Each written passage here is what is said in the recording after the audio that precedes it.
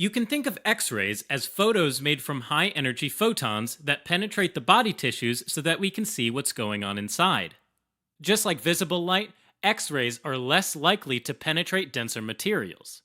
Conventional X-rays that show white bones on a black background are like photographic negatives. The darkest parts of the film, like the lungs, are areas where more photons can penetrate the body.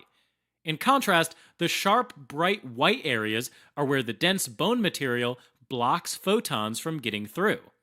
Let's go through this chest X-ray using an easy-to-remember checklist associated with the first 7 letters of the alphabet: A, B, C, D, E, F, G. A stands for assessment.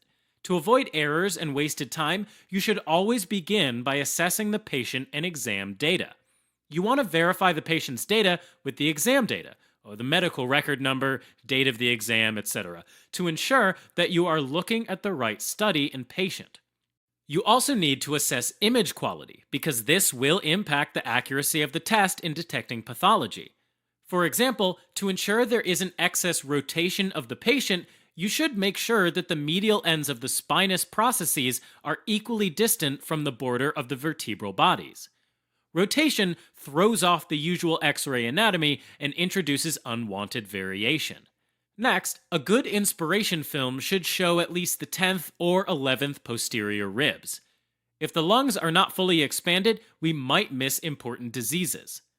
Finally, we need to make sure that the exposure isn't too bright or too dark. To check for this, you can look for fine markings in the lung fields to make sure they're visible. If the fine lung markings aren't visible, then the X-ray may fail to detect some diseases. A also reminds us to make sure there isn't air where it shouldn't be. Finding air where it should not be, or more commonly, ruling it out, remains one of the most important uses of medical X-rays. Diagnoses like pneumothorax, pneumomediastinum, pneumoperitoneum, and subcutaneous emphysema are all examples of air where it shouldn't be. All of these are surgical emergencies and can be diagnosed by a simple chest X-ray. Finally, if the major airways, like the trachea, are bent or deviated, another example of air where it shouldn't be, it may signal an underlying mass. B is for bones.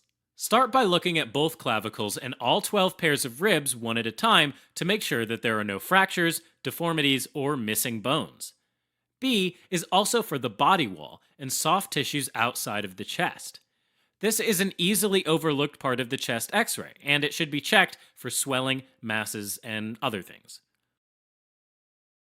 C is for cardiac silhouette and size. This is the cardiac silhouette, and there's an atrial appendage, the right atrium, and the left ventricle.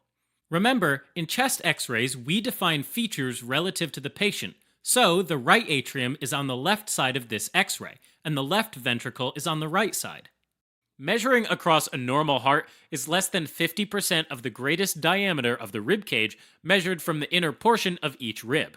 Any larger, and there may be cardiac pathology. D is for the diaphragms, which shouldn't be too flat, but appear fairly symmetric. You can assess flatness on the lateral view by estimating that the hemidiaphragm is 1.5 centimeters above the line connecting the costophrenic angle posteriorly and sternophrenic angle anteriorly. E is for equipment, such as lines, tubes, and wires involved in life support. It's important to note exactly where they're located relative to other structures and whether they're in functional position.